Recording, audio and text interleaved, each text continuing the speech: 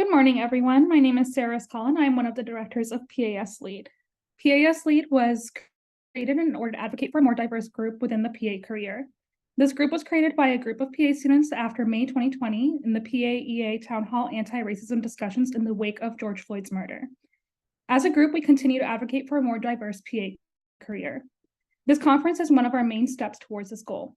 Our racial and social justice conference gives us and our attendees the opportunity to identify and battle the racial and social injustices we face. We are given a voice and in turn can bring light to the disadvantages we face. One of our many goals is social and racial equity. We hope to give all students of diverse backgrounds the same opportunities. As students ourselves, we understand the struggles of job searching and want to provide the best guidance towards this. We want to provide proper resources for students who are in this process of decision making. Through this conference, we hope that you learn how to gauge the DEI environment of future workplaces and how to advocate for yourself. Additionally, we hope to provide you with the advice in deciding between DMS programs, residencies, and future employments. Thankfully, we have multiple great speakers and panelists who have taken time out of their day to guide us through this process. Thank you all for attending.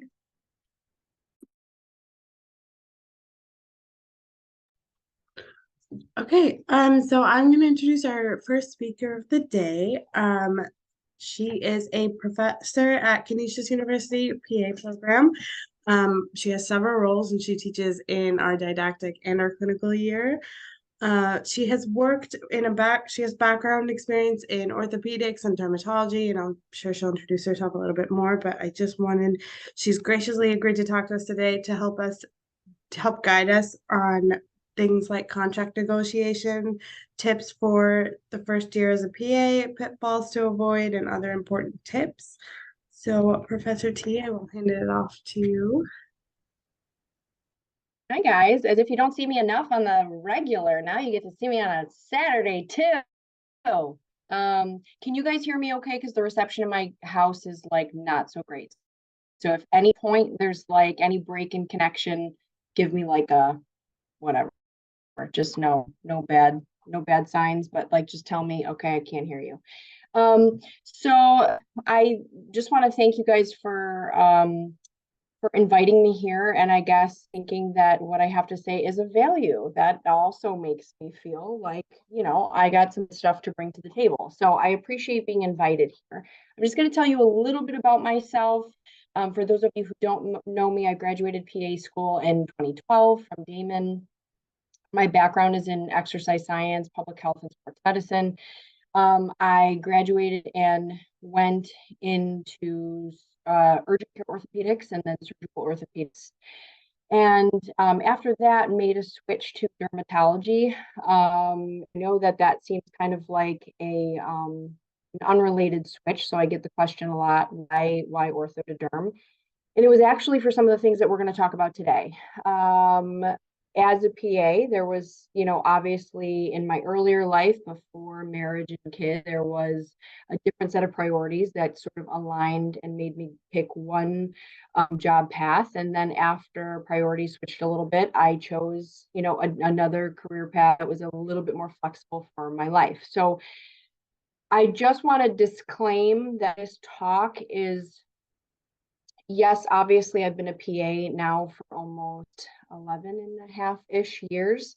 But also I want to disclaim that a lot of this is founded in my own personal things that I have gone through, right? And the only way that we sort of learn from things is what we ourselves kind of do the wrong way, right? So some of this is obviously kind of overall contract negotiations, things to do and not do, but there's a personal tinge to it based on my experiences. So I don't want to presume that you all will have the same experiences that I will, but wish somebody would have had this conversation with me prior to me going through and instead of kind of learning the hard way.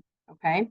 So I'm going to talk about a few things. Obviously, some of the most important things as you're looking into graduation and applying to jobs are, you know, to ask for, when to feel like you can advocate for yourself.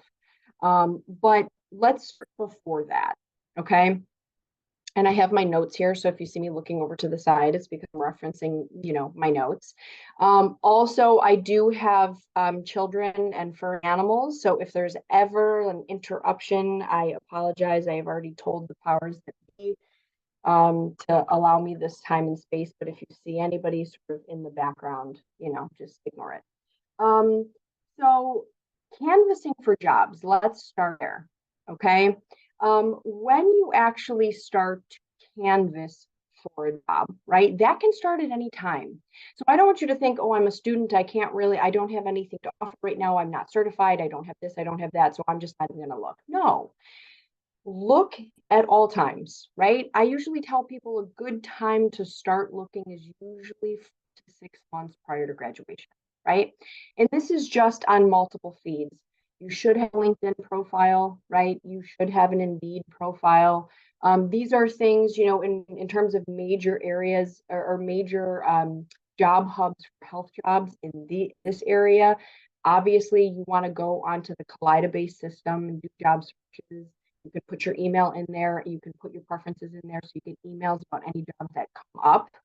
A lot of it is hearsay, and some of you will get jobs on your rotations, but some of you won't. I didn't. I don't want you to stress out about not having that, okay? So you're going to have people in your class that are like, oh my gosh, well, I just got 3 job offers. That's good for them. As a PA, you will never have to search long and hard for a job, okay? So take that reassurance, don't get stressed out about it, but it's always good to at least start looking.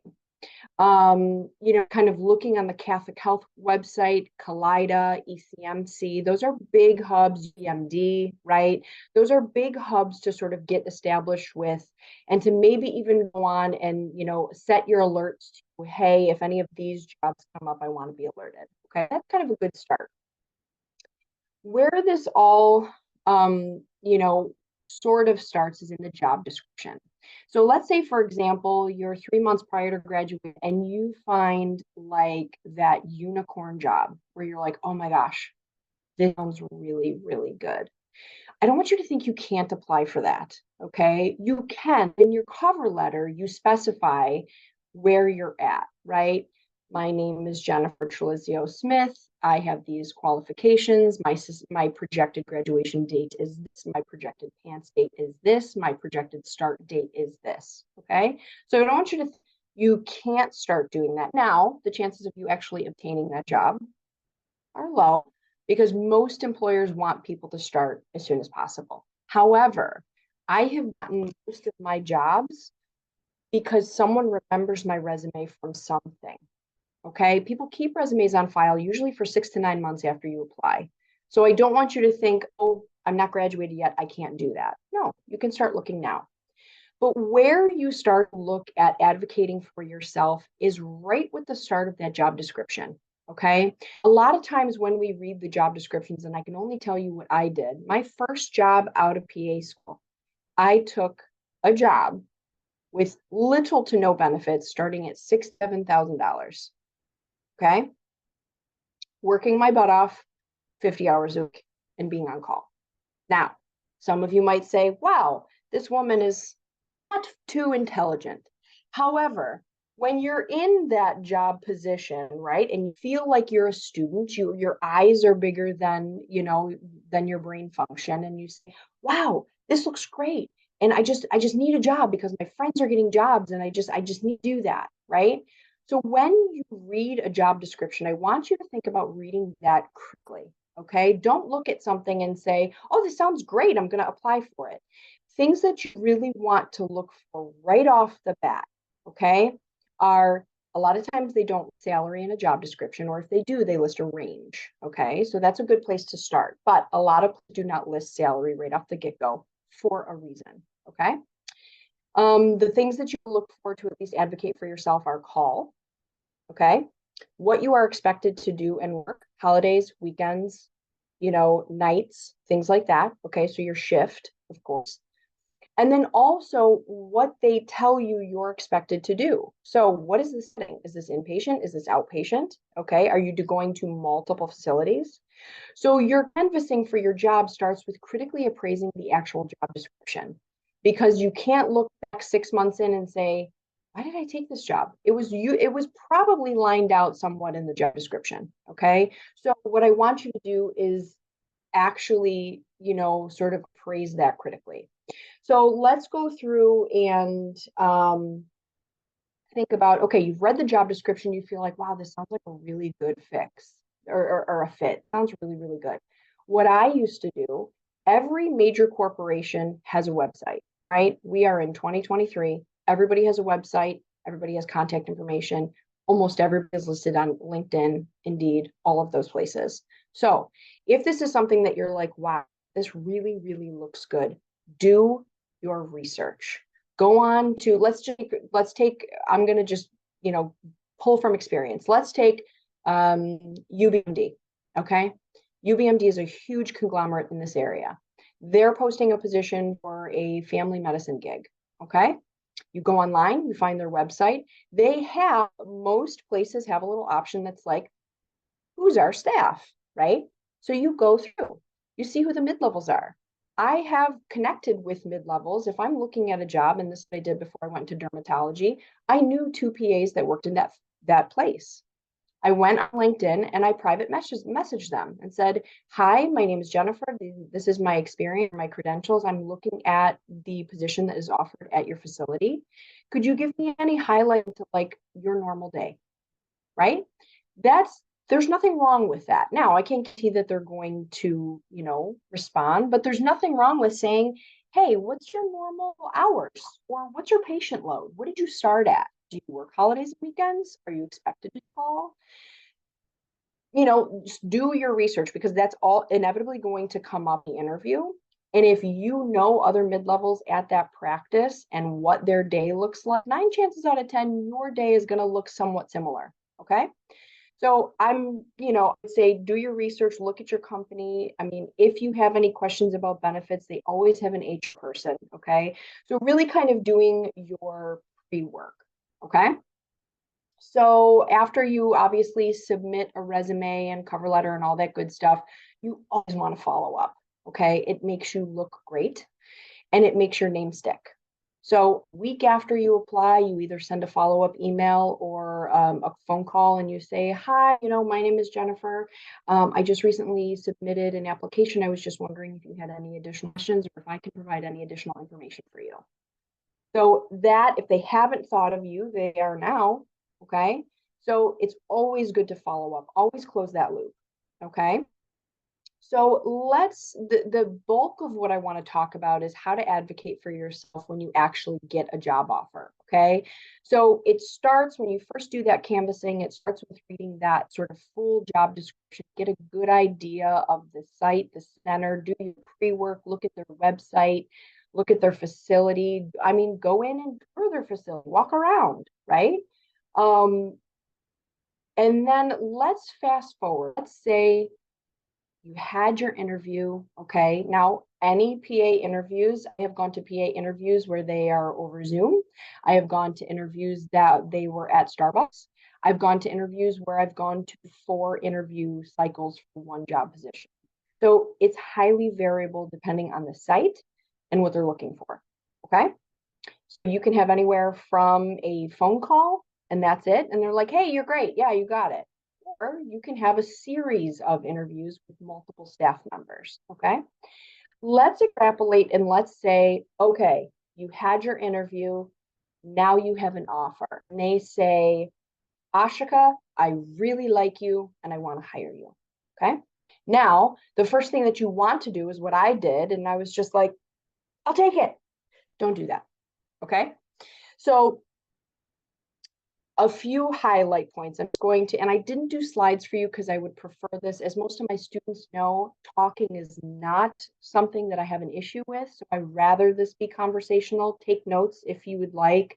I'm going to provide my email as well. This is recorded, but I'm going to provide my email as well. So if anybody has any follow-up questions, feel free to email me. I'm always accessible.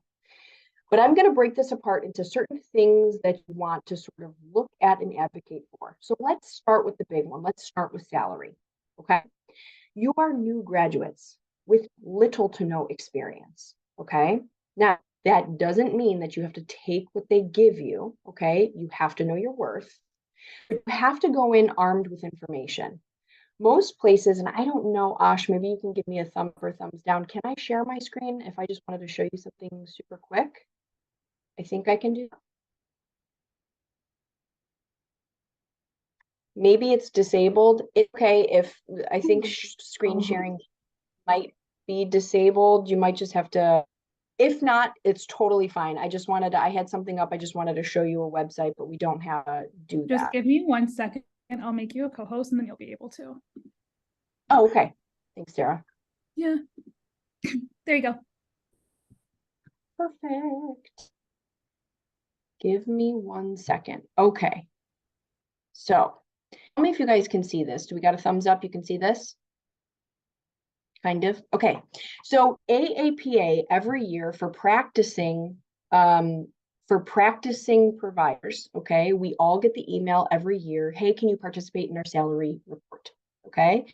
And we go in there, we put in our specifications, you know, they ask questions like, where do you work? Do you work in a rural area? Do you work in an urban area? What is your demographic? Things like that. Where do you work? Inpatient, outpatient, what's your specialty?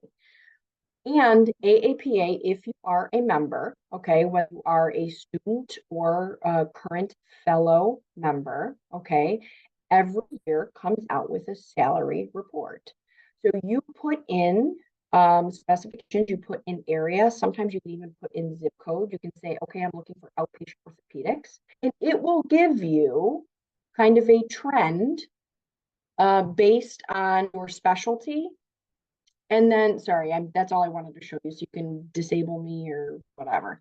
But AAPA is a great resource. Sometimes NCPA also comes out with trends every year, okay? So let's say, for example, you're for a full-time outpatient family medicine job in New York State. There will be a resource, either NCCPA or AAPA, where you can find a salary range, okay? So you go into your interview armed with, I'm a new graduate. So again, your salary is going to be on the lower end of that spectrum. You're not going to go in being like, I would like to ask $160,000. It's probably not going to happen. Okay. But if you can say that new graduates in New York, in Western New York, in family medicine typically start at anywhere between 93,000 and 95,500. Okay. You can at least go in, okay, this is a place where I can start my negotiation. Okay. Now, there's always room for negotiation, but what I can tell you is that is an upper limit where you can exercise out. So let's say, for example, you look up range and it's maybe anywhere from 90 to 100, right? As like a starting salary. If you come in there and say, I am a new graduate with little to no experience and I would like to start at 118. They may, listen, we have 27 other candidates that applied for this job. Like, it's not it. So you have to be careful.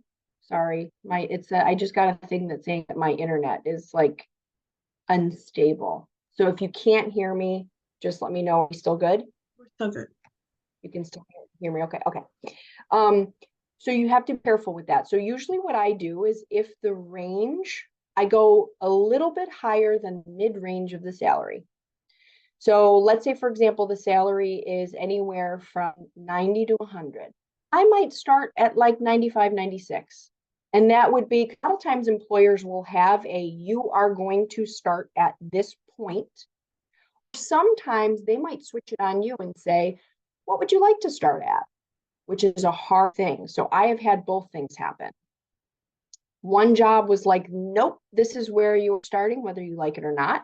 There is still wiggle room with that. So you can look at your contract and say, well, I noticed that you're not providing me health insurance. So I feel like I'm saving your company money. So I feel like that should offset and increase my salary by 5,000.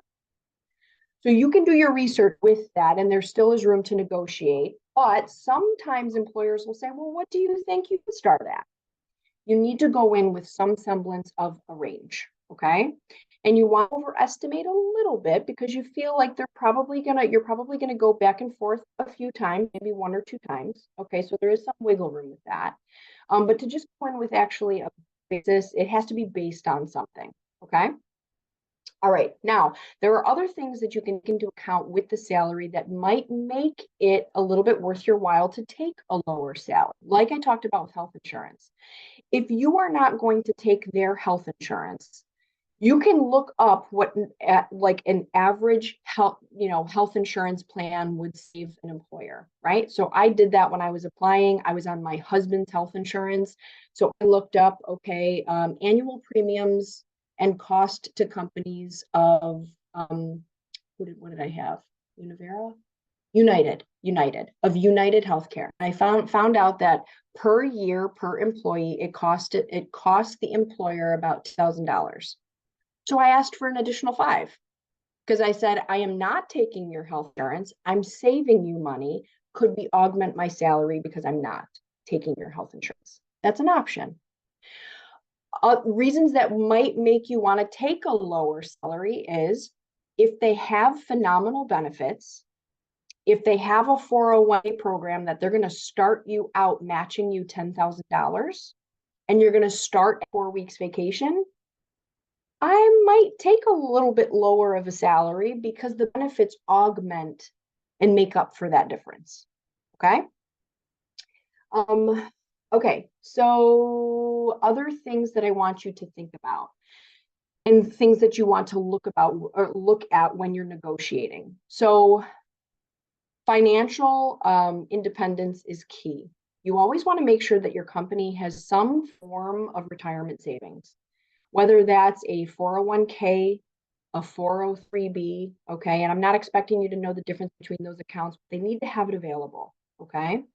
And so another thing that they can do that companies offer is matching.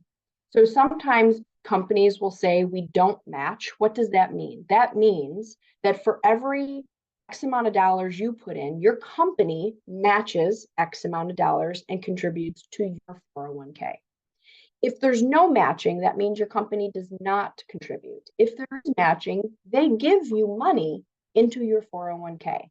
That might make you, again, weight the scales of taking a job or not taking a job. Another thing that's important for you to know, because we as medical people are really, really smart, but we're really dumb with money. Because someone comes in and says, hey, this is how you run a business. So I didn't know all this stuff. I found this out the hard way. The other thing that you have to be careful about is in their language with regards to vesting. Does anyone know what vesting means for your 401k? It usually means if you were to leave a company at any time, how much of that money can you take with you? So when you are new, the company has to protect itself as well. So if what they have to protect against is that, let's say, for example, you're going in derm practice and they have dumped a ton of money into you. They know they're losing money in the first 6 months of hiring any new grad because they have to train you. And you're not going to start off seeing 30 and 40 patients a day. You're probably going to start off with 10 to 15. So they're losing money on you for the first 6 months.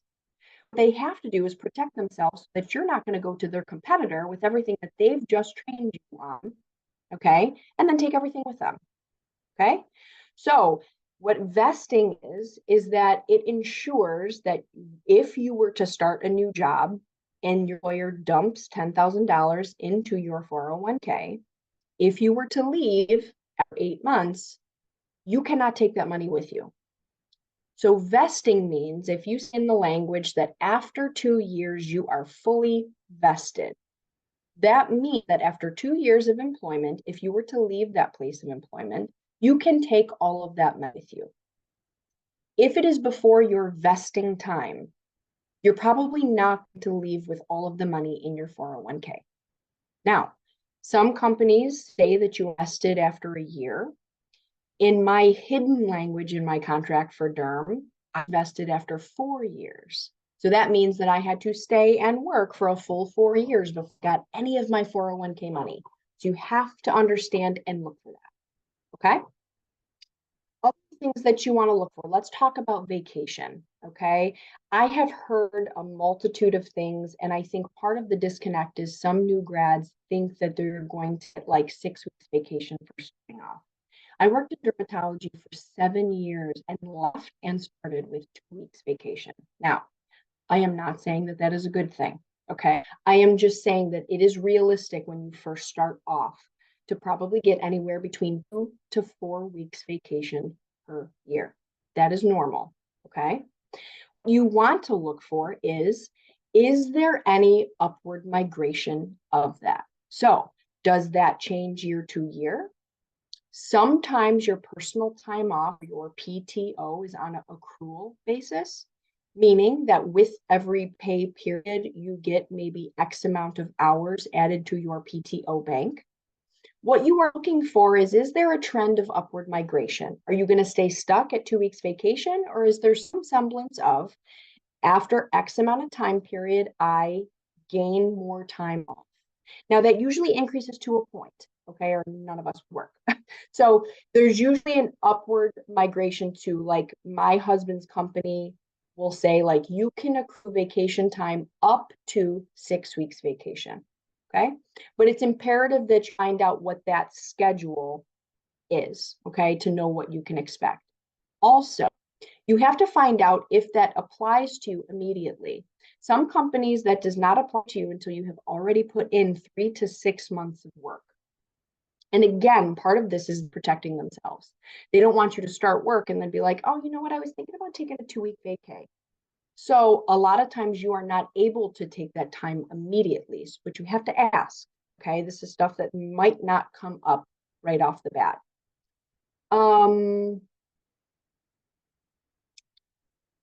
Okay, other things that I would want you guys to check in on and know is, what is your probationary period, okay? Sometimes, especially for new grads, you get a probationary period where you might not get your full salary. You might not get your full benefits, okay? That's also usually the time that they're doing all of your credentialing. So you're probably not seeing patients fully on your own, but it's important to understand, will I have help available on site? Do I have people co-signing my notes or not? Some people like that, some people don't. So in that probationary period, it's also imperative that you ask about sort of your autonomy. You know, is my doc available via phone call? Is this something where you get dumped in the middle of a clinic 15 miles out from anywhere and your doc is in, you know, in Paris? You need to understand the dynamics are. So I would always verify, what is my probationary period? What does my training window look like? Okay. So when I was in urgent care orthopedics, it was 6 weeks. Went into derm, she demanded 6 months of a training period. So it varies based on your physician, but that's always something that you want to outline so that you know going into it, okay? Part of that is also asking, when do you expect me to see patients on my own, right? Sometimes you might start off and they'll say, okay, by week 2, I want you to start seeing people. If you do not feel comfortable with that, that is important to know before you start. So you say, at what point do you expect me to be fully functioning and operational and seeing my own patients? Okay, that kind of falls into your probationary window. Okay, usually credentialing take anywhere from 6 weeks to 3 months, depending on your payers. So it's probably going to be a ramp up style where it's like, okay, you got credentialed through Independent Health, but not Fidelis, so you can see these patients, but not these patients. So the first 3 months of like operating on your own is going to be sort of an incremental rise. It should be, at least. But that's something to verify before you actually sign on with a place. Okay. Another thing that's important to ask about is call. Are you expected to take call? Follow up to that, is the call a rotating call? Meaning, let's say, for example, that Sarah, Ash, and I get a practice. Is our call every 3rd day? Is our call every 3rd month? Is our call every 3rd week? Right? Other things that you can ask for and advocate for is extra money. I did not. So I took call and I was like, I'm just so blessed to be a part of your place. And I didn't ask for actual money. Most people get paid extra for taking call, and that is within your right to ask for. Okay. Other things that may be a benefit for you may not, but it's always worth asking. And again, this is such a fine line because some employers are like, wow, she did her research. And then other employers are like, wow, he's really trying to get more money out of me. So you have to sort of feel out the situation, but you also could get your cell phone paid for. So when I was taking call at UB Ortho, I was taking call on my personal cell phone. And I said, is there any way that, because this is technically a business expense. So I got my cell phone paid for the time that I was at UB Ortho. The call is very important to outline what is expected. Holidays, weekends, is it 24 hours? Is it a rotating schedule? Does that ever change? If you needed to change that, is that flexible? Okay. So always want to have that outlined. Okay. Another thing that is so important for you to advocate for yourself is bonus structure. Some places have it and some do not. When I was in orthopedics, I was lucky I got maybe a $500 bonus at Christmas time. When I was in derm, I got regular 6-week incremental productivity bonuses based on what I was bringing in. So it is important for you to ask what that structure, if it exists, number one, and what that structure is. Is it twice a year? Is it quarterly? Is it based on my productivity? Is it a flat rate? Okay. It's important to know if that exists. One thing that I can tell you, my husband works in corporate America and I do not. So he has a very regimented annual review in which he gets his X amount percentage raise, and sometimes more so, you know what I'm saying. And medical people do not usually have that. I worked in derm for 7 years and I don't think I ever had an annual review because I didn't ask. So it's important to you to say, like, what is your structure for upward migration? What is your structure for annual review? Do we meet annually and talk about what I brought into the practice? Is there a structure for raises and bonus accruals? This is important for you to at least know. And employers are going to like that you're asking. They're either going to like it or they're scared by it. And if they're scared by it, you run. But so you want to say, like, is this based on my productivity, what I bring into the practice? Is this a set rate? Is this a holiday bonus? Is this quarterly, right? Is it, some employers might just say, it's not based on productivity. You just get a 2 to 3% raise every year. That's okay too. Okay. So you kind of have to feel that out, but I would absolutely ask about it. Next thing that I would want you to advocate for is CME allowance. Okay. What is typical in CME allowance per year is anywhere between $1,200 and $1,500 per year. Now, if you get 2,000, that's great. It's not typical, okay, but it's great. What I want you to think about is using that in a smart way. What I have seen in terms of a pitfall for new grads is they're like, oh my gosh, let's find a conference. Pump the brakes, okay? I get that that sounds great, but some employers are not going to let you go to a conference. That's a full week of work and productivity that is missing. So I don't want you to think that you're going to that AAPA Hawaii conference with your CME money. And it might not be smart to blow all that in one spot. CME allowance covers a lot of things. So if you need to re-up on your ACLS, your BLS, right? If you wanted to, let's say, for example, your company does not do up-to-date subscriptions, which that's also something that I would want you to, look up and verify. But let's say there's new software for your phone or computer that would make your job easier, right? All of those things fit into CME allowance, right? If there's local chapter thing or speaking engagements that you want to go to get CME, right? That all of that stuff goes into CME allowance. So I don't want you to just say, oh, well, I'm going to try and go to this conference. Newsflash, I didn't go to a conference for the first 6 years of my PA hood because none of my bosses would allow it, because they're like, I don't want to lose you for a full week, right? That's $150 patients that you could see and bring into the practice. So your boss might not allow you to go on conferences. Think of other ways that you can utilize that money, but utilize it, because otherwise it's non-existent. Okay. So I even asked for, like, I got to the end of time and the end of my year, and I was like, I think I've probably only used like $300, right? And I was like, can I get a new laptop and maybe a work bag? And they were like, yeah, that would fit under CME.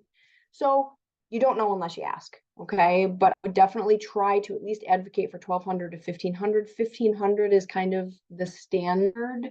1,200 is a little low. 2,000 is high. If you can get 1,500, that's fantastic, okay? Other things that you want to ask are, what resources are available to you? Tech resources, right? The biggest one being UpToDate. UpToDate is phenomenal, especially in your first year as a PA. My first year as a PA was way harder than anything in PA school, because now you're on. The amount of studying and looking up and all of that stuff that I did was way more than I did in PA school, because there was more at stake, right? So you want to make sure that you're supported resource-wise. You want to make sure that you have access to different apps, right? For dermatology, it was Visual DX. I wanted to make sure that's kind of like the UpToDate in the derm world, right? I wanted to make sure that I had that on my phone. So you want to ask, hey, what resources are available? Okay. Let's talk a little bit about benefits. I don't want to get into the weeds with benefits, but things to consider that no one really tells you are, medical and dental are typically a part of your benefit package. Now, there's also vision too, and that's plus or minus. Sometimes people cover for vision and sometimes they don't. I am as blind as a bat, so that was always something I asked about, because I could easily spend $600 on glasses every year, okay? There's also something called premiums, okay? Premiums are basically what you are paying per month or per paycheck for your benefits, okay? Now, there is a little bit of a difference. If we look at this whole thing, one of the things that I want you to think about is big corporation. So Kaleida, Catholic Health, UB, UBMD, and private practice. And there's pros and cons of each. Where you see this a lot is in the benefits, okay? Private practices usually have limited benefits because they're more expensive if you're paying for a smaller amount of employees, okay? So the insurance when I worked in private practice was horrible. I opted out of it and I went on my partner's, okay? Part of a big corporation, there's less wiggle room and room for negotiation because things are standardized. The benefits are usually better, okay? So that tends to be an overarching theme with kind of bigger practices and private practices. Private practices, you can probably wiggle and negotiate a little bit more, but the benefits are not great, especially if you're working in a practice that has under 50 people or under 100 people, right? Those employers are paying a lot of money to cover that small amount of people. In big corporations, because you're covering thousands of people, there's discounts available, and they usually get big, good commercial plans, okay? But everything is standardized and there's less wiggle room you have. It's kind of like take it or leave it, okay? So you want to find out your premiums. Premiums are how much money is coming out of your check, every check, for your insurance. So at UB, it was like $115 a month was coming out for medical and dental. That's pretty good. Private practice, I was going to end up paying $20,000 a year for single person medical coverage, not dental, not vision, right? So that also affects your overall salary and take home. So that's why I'm saying medical and dental, you want to ask what's covered, what's involved, and what's the average premium. Okay, so how much of your check is sort of taken out to cover your benefits? Other things that are worth asking about are, is there any additional room for additional income? So when I worked at Ortho, they had their version of Ortho Care, And they were like, you can make overtime and time and a half if you wanted to sign up for like an ortho care shift. And so I was like, oh, well, that's kind of cool that that's available. And when you're single and young and, can do that stuff, do it. Another thing that's worth asking about is loan repayment. Now, that's its own bear, and I don't want to hop into that because that's a conversation for a different day. Usually loan repayment places, you usually know which ones those are. They're usually listed in a central hub. They're usually underserved areas. There's a time commitment involved in that. So they'll say like, hey, we pay X amount of your loan, the longer that you stay with our company and things of that nature. It's worth asking about, especially following COVID. There are some COVID benefits. There are some time and a half benefits if you work a certain shift or an extra shift a month. It's always worth asking. And sometimes there's even secondary benefits other places, like there's discounts on your cell phone, there's discounts on cars, and tires, and mattresses, and all those things because of, whatever the affiliation with the company might be, but it's worth an ask. One of the things that I wish I could scream from the mountaintops for you in terms of advocacy is your schedule. I had no idea what I was doing when I first started. It would be imperative when you are doing negotiations with a company to ask, what is expected of me in terms of productivity? How many patients am I expected to see in my first 6 months, my first year, and in 5 years? I would strongly discourage you seeing over 30 patients a day in your first year as a PA. If you can try to your schedule to be 20 to 30 patients a day in your first year as a PA, that is a major protection for you. You don't get pushed into seeing too many people. That's too many notes. You're not proficient and fast enough. You're going to take a large amount of your work home with you. I did that. So I would go in and you will have the option to meet with your scheduler. Okay. There's always going to be your office manager or somebody that is in your schedule. And it would be incredibly beneficial if you say, hey, do I have the option to meet with my scheduler to see what would work best for our practice and also for me? Things like, how many new patients am I expected to see a week, a day? Is my new patient scheduled at the end of the day before lunch? New patients can be kind of a ticking time bomb, right? How are my blocks set up? What is my lunch setup like? Do I have to take a standard lunch? Can I work through lunch and leave early? Right? These are things that I wish I asked and I didn't, right? So how many patients are you expected to see? Do you have a specific template or can you make your own template? Are there different days in the week? Can you work in administrative time to catch up on your notes, right? That would be, some of like in practice, we laugh. We're like, if somebody gets sort of like, oh, this is your half a day for administration time, we're like, oh, look at you being all bougie, right? Because that's almost like a golden nugget that happens. But ask, is there time throughout my week where I can have 1 to 2 hours for administrative time to catch up on calls, triages, and notes? That would be fantastic if you could work that into a negotiation. Other things to ask, MA support, right?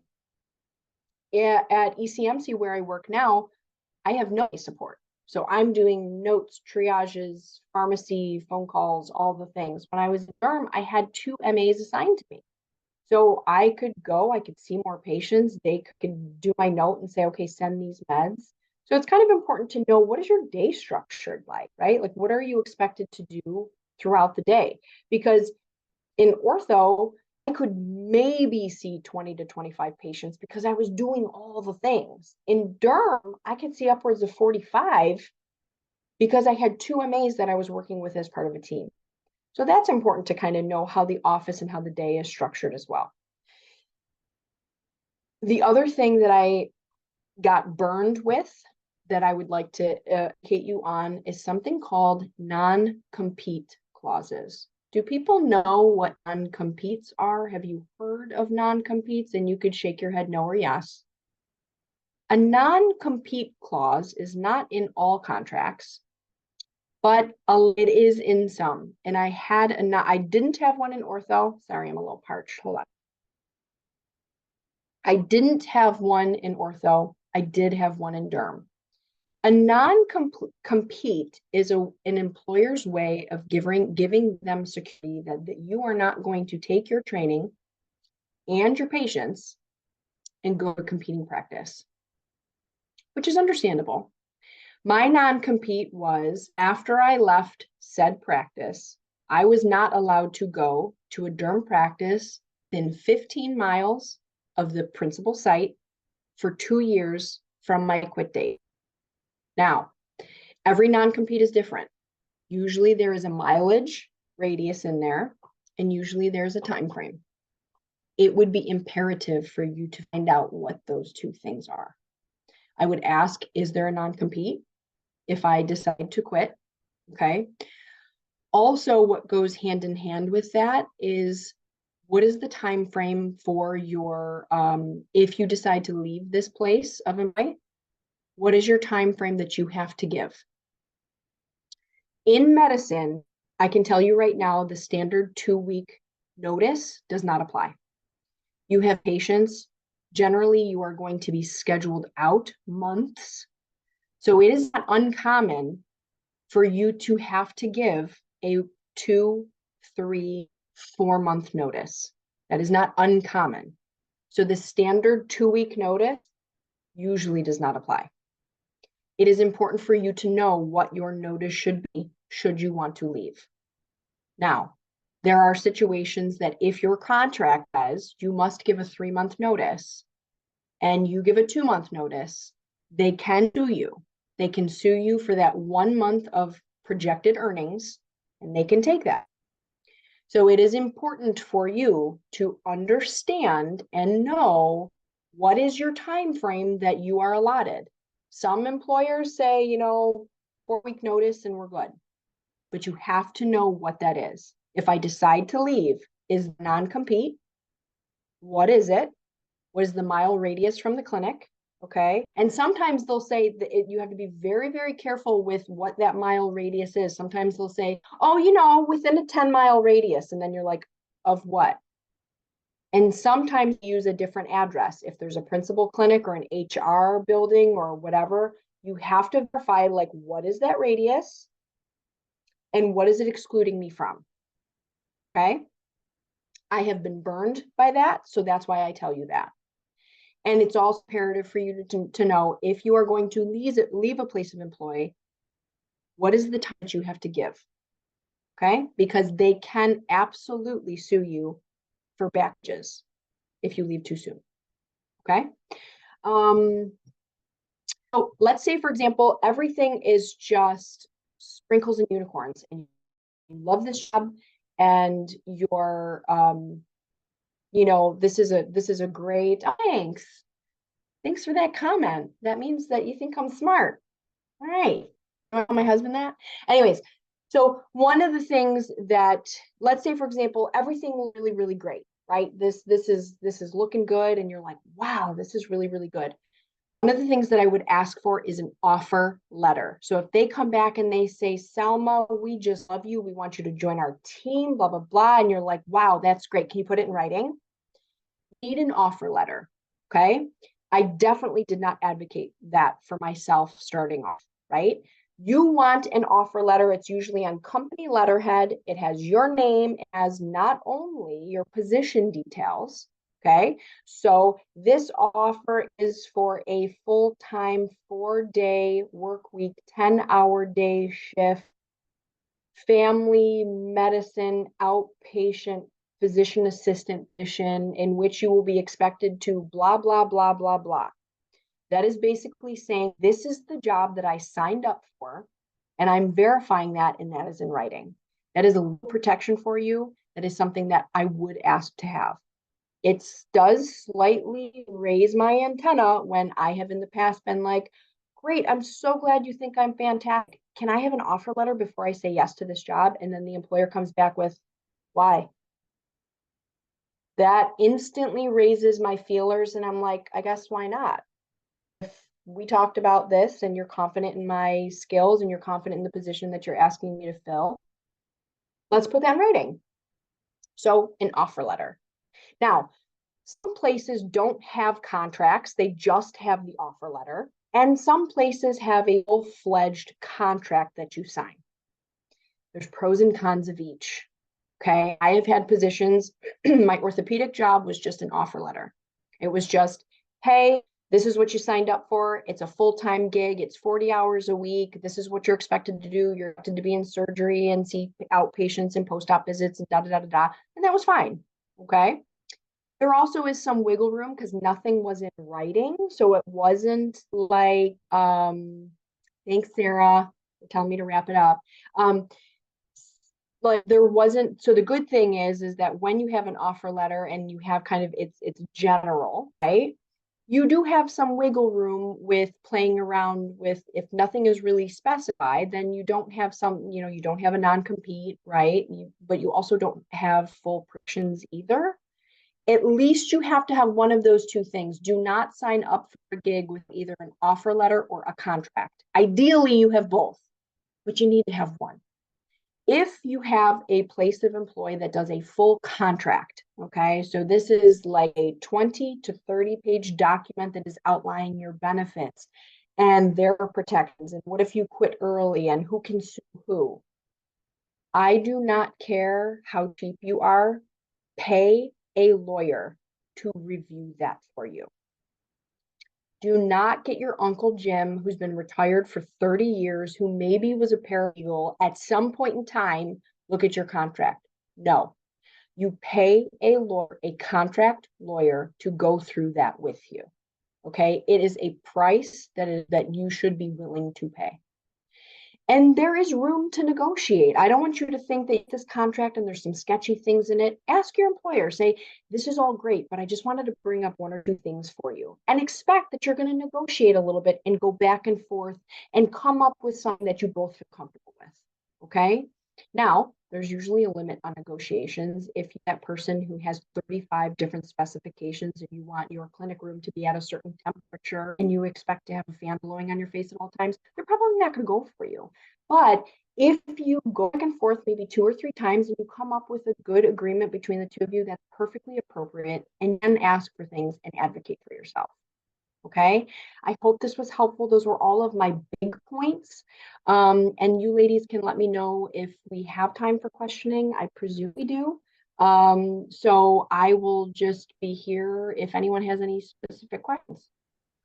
Yeah, so I just wanted to say, if someone wants to ask a question, if you want to raise your hand, because we came up with some questions just while you were talking, just to like fill the space. But if anyone else that is participating would like to ask a question, feel free to jump in at any time. But Selma has all our questions written down, so let her ask. Okay.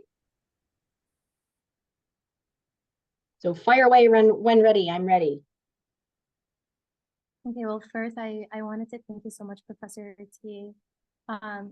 Professor Trillizio, for taking the time to speak today and sharing your experience.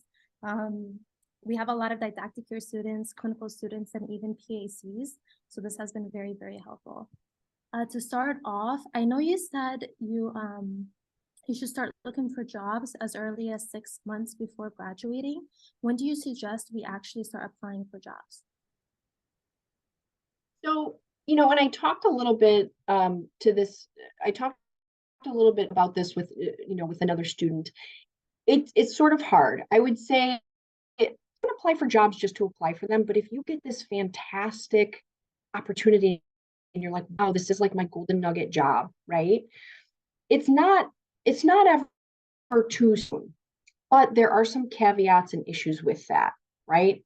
You have to pass your books. So sometimes, and we have students in that position where they applied for a job maybe 3 months before graduation, they got hired, and then they didn't pass their boards. Okay. If that's a risk you're willing to take, do it. But I would say make sure it's worth your while. Plus, not only that, it gets your name out there. I knew I wanted orthopedics. So maybe 2 months before graduation, I started applying to orthopedic jobs. Now, there were some jobs that came back and said, no, we need somebody to start right away. And I'd say, okay, fantastic. Can you keep my resume on file? And if something comes up in the future, think of me. That's a great looking tidbit. Okay. Another thing that also is helpful is sometimes employers are willing to wait. They'll say, you know what, we have a PA, she's 5 months pregnant, she's going out on maternity leave, and she's already let us know that she's already said that she's not coming back. So our time frame for hiring is maybe going to be in the next 9 months. Okay. So I wouldn't say there's ever a time frame where it's too soon. I would say you definitely want to apply for anything kind of early clinic year or ever in didactic. I mean, you're below your role. You're not at that point. But maybe like 6 months prior to graduation, it's okay to start looking. And then something comes up, and then you might just have to, in that, you detail in your cover letter. In your cover letter, you say, hey, this is my projected date of graduation. This is my projected board's date. This is my projected start date. Okay. I am looking to start July/August 2025. Okay. So you can always throw that in there so that the employer is going to read the cover letter. And if they're not interested, they won't call you. But it doesn't hurt to sort of get that out there, you know? No, thank you so much. I think Anaya actually just asked a question. When quitting one job for another, is it appropriate to ask the new job to cover certain fees your old jobs were requiring?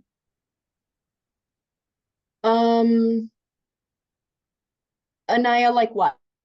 So if you're So, applying, like, yeah, go ahead. so let's say, for example, you're working at one job. Let's say with your derm job, you quit one job and they had that mile radius, and you happen to fall within that mile radius, when they would possibly sue you. Or like when you said, if they require 3 months notice and you only give them 2, they're probably going to sue you for that month of projected like income that you were going to make. Can you ask that new job that you're switching to cover that 1 month projected fee that your old job is suing you for, since they want you so bad? Personal preference, I would never do that. Personal Okay. preference, I would never, because I think that's very presumptuous, and that could Mhm. already start your new job off with your employer on just a bad foot. I wouldn't do that. I would say, you know, obviously you want sort of, now it's different if, like, let's say, for example, I was quitting one job, or I was leaving one job and starting another job, and my health insurance, there was like a lapse. So I Mhm. asked my new employer, hey, would you do me a solid, and instead of starting my benefit package on this date, could we start 2 weeks prior because I have children, and could you just cover me that 2 weeks? I feel like that's appropriate. But in terms of like legal fees or kind of cleaning up any sort of like legal mess from a prior employer, I would keep those things very separate from your new employer. Okay, sounds good. Thank you. Professor T, when it comes to interviews, what's typically the format for the interview? Is it more so medical knowledge based, like scenario based, ethic questions? From your experience, how did interviews usually encompass? What did they encompass? I have had interviews that I have had some wild interviews where like it was like, hey, I want to grab some pizza. You want to meet me here? And they'd be like, what's your favorite book? I'd be like, listen, where are we right now? And then I had interviews that were very much like, come to the site, you're going to shadow our PA, you're going to actually do what's called the work interview, right? Where sometimes they say, like, we want to make sure that you actually know what's involved. So they might make you come to a full day of work and be like, we're going to do a working interview where you're going to shadow our PAs, see what we have to offer, see our facilities, see what's involved. And because we really want you to like know your gig before you sign off and like you're going to join us. So it can really vary, right? And it all depends on that person. Most of my interviews, I can say, have been very business casual. There's not, it's more of like conversational. It's, hey, what brought you to this position? What do you think that you have to offer? What are going to be some challenges that you think here? So I would say it's very rarely informational based. Like they're not going to quiz you on like, hey, do you know what 4 muscles make up the rotator cuff? Like that's not going to be, but be like, hey, do you feel like you could have the stamina to do 12 full like surgery hours, like on your feet? Do you feel like this is appropriate for you? Do you feel like we're a good fit, right? So yeah, some of the sits muscles. But I think there's such a that just really varies so much with the type of practice it is. I will tell you that for bigger corporations, I have interviewed board style, meaning like you're at a conference room table, like 7 other people. So it is not uncommon to interview with like an HR representative, your specific doc, and then a few people from the care team. So maybe a nurse on the care team, an MA, a receptionist, and maybe 2 levels. So usually for bigger groups, like when I interviewed for UB or Excelsior, I interviewed with a group of multiple representatives that I would probably be working with. And one is almost always an HR representative, one is almost always a mid-level, and one is like attending. That's a pretty standard interview style. Sorry, I'm just taking on some notes. But so how long would you wait after the interview to follow up? You know, I feel like we all struggle after the interview to be like, are we being too pushy? If it's like within the 1 week you follow up, or do I wait maybe like 2, 3 weeks? Like, what's your suggestion? So always send, yeah, after an interview, I always send a follow-up email thanking them for their time, right? So after the interview is always a thank you so much for taking time out of your day. I know how busy you are, and I really appreciate you taking the time. And I always add, if there are any additional questions or concerns for me or my qualifications, please reach out. Then I give it time, but not too much time. I almost always follow up in a week and say, hey, I just wanted to circle back around. I just wanted to tell you that I'm really still interested in this position, and just wondering if, I just wanted to touch base and let you know that I am still greatly interested. And I look for, instead of saying like, when you going to call me, I would kind of be like, I look forward to hearing from you soon, right? Because that expresses an interest. It says that you are still interested. It kind of gives them a little nudge like, hey, so what do you think? Most places, especially, and I can't speak for private practices because they sort of follow their own rules, but most large places will give you some semblance of an answer in a week or 2. They will say, thank you so much for your interest, but we've decided to go with a different candidate. Or we have several candidates interested, so we are going to do a second round of interviews. Most of the time, in about 2 weeks, they should give you some idea of what's going on. A 1 week follow-up is always great. Thank you. In terms of benefits, I know we spoke on looking at APA website for salary report. Is there any resources, or more so, I guess, like how do we gauge how good the benefits are when we haven't had prior jobs as PAs? That could be difficult just because it varies so much based on area. What's available in downstate is so different than what's available in Western New York, just based on commercial insurance payers and plans. The Blues are big here, and independent health is big here. United is big here. It really sort of depends. There are a lot of blogs and forums though where I have gone on and been like, hey, really quick, like what are people paying for their premiums? And some people will be like, oh, I pay $300, and then I'm like, ooh, I pay like 80, right? So that kind of, there's always resources, and PAs for the most part, and even NPs, PAs and NPs, we want to help each other out. Like I've never met a PA that was like, I'm not telling you that information. Like most people are like, hey, this is what I pay. Be sure to ask about this, this, and this. So PA blogs are great in terms of resource. Insurance and benefits vary so much based on area that it's so hard to get a standard rate, if that makes any sense. Another thing that always is beneficial, as soon as I graduated PA school, I got a financial planner. It was a price that I was willing to pay.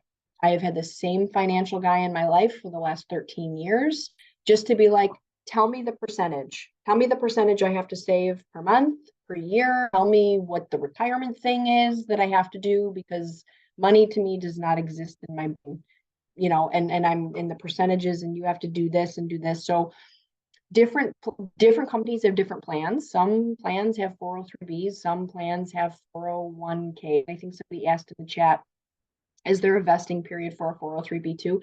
That's all dependent on the employer. So they will tell you like, hey, you're vested after 6 months, you're vested after 9 months, you're vested after 3 years. So that all depends on the institution that they are going through. So Prudential, and TIA CREF, right? It depends on the company, the financial company that they're putting your 401k or 403B through.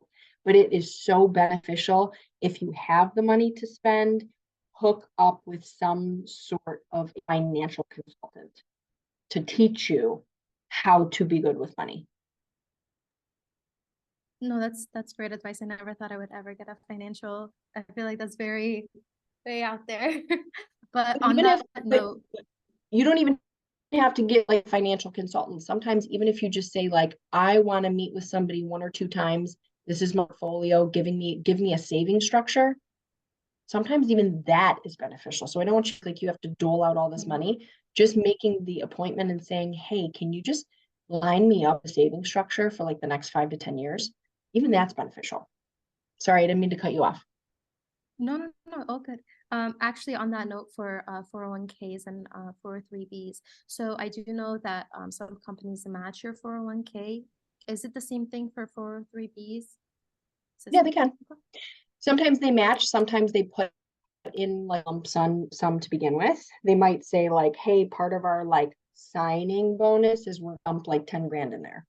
Or, or every year we match 2%, 3%, whatever it is. Sometimes, every company has their own either match structure or vesting period, right? And that's all dependent on the company. I can tell you that almost always is better for a bigger corporation than a smaller private practice. This is great. What major red flags when researching a company or even during the interview process are would you say like they're the biggest red flags that you're just kind of like no, like you would rather just turn around and even forget about the benefits that they are willing to give you? Number one is PA or mid turnover rate. So I always look up the mid-level that are out of practice and I go on LinkedIn always. And even if you're just looking around and saying like, oh, they stayed there for 6 months and then left, and then, oh yeah, they stayed there for 8 months and then left. Employee turnover is a good indication that things are not what you thought they were. Okay. So it's hard because you want to get information, but you also don't want to be a creeper and offsetting or off-putting. So I have for sure been like, hey, I'm looking into this job. I'm just wondering, I see that you've worked there for the last 4 years. Do you have any, highlights, or can you offer up any insights into the position itself? There's nothing wrong with doing that, but that does help.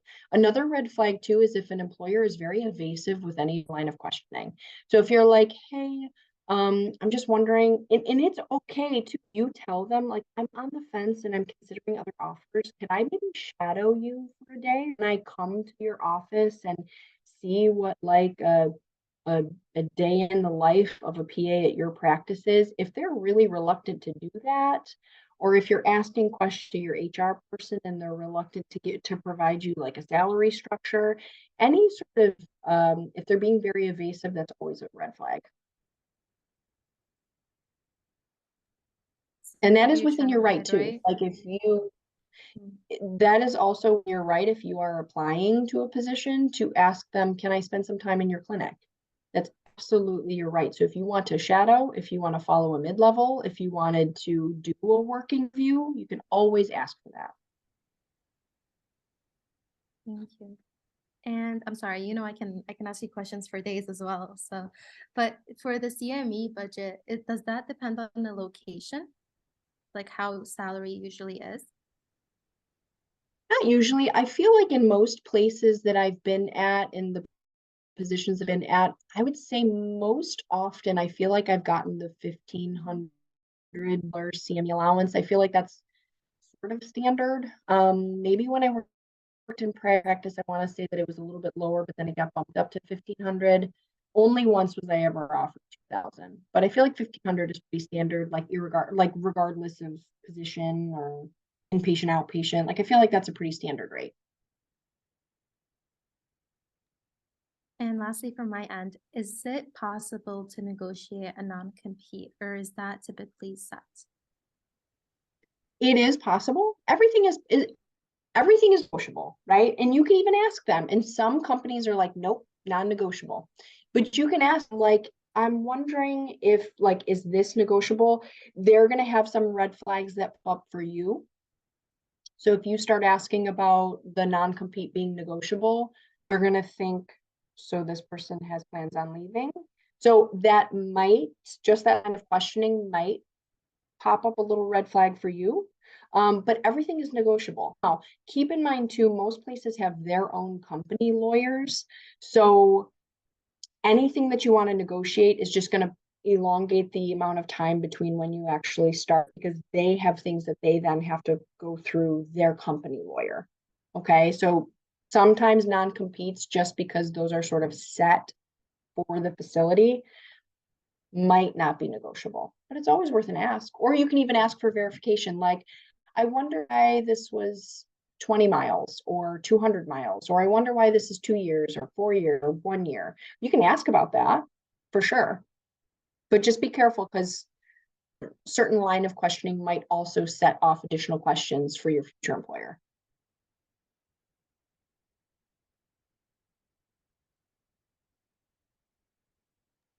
Okay, it looks like this is all from me. If anybody else in the chat has any questions, please feel free. Actually, we're gonna put a pause on the Q&A just because it is at that time of 12:15. So we're gonna take a 15-minute break until we get our next speaker. But if you do have any further questions, I think Professor Trillizio has provided her email for us. It's right here, I'll re-message it.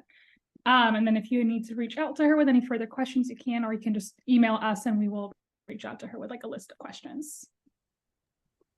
And I'm right as we are speaking, I am throwing just my, I have 2 email addresses. I have my Canisius one and then also my personal one, and I will throw both in the chat in case anybody has a question for me.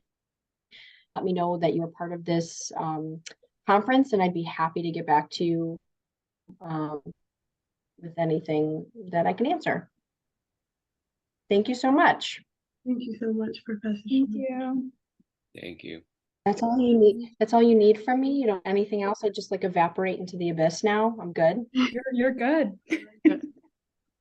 All right. I will see some of you beautiful people in a few days. Okay. Good luck with everything. And I hope the rest of the day goes well for you guys. Thank you. Thank you.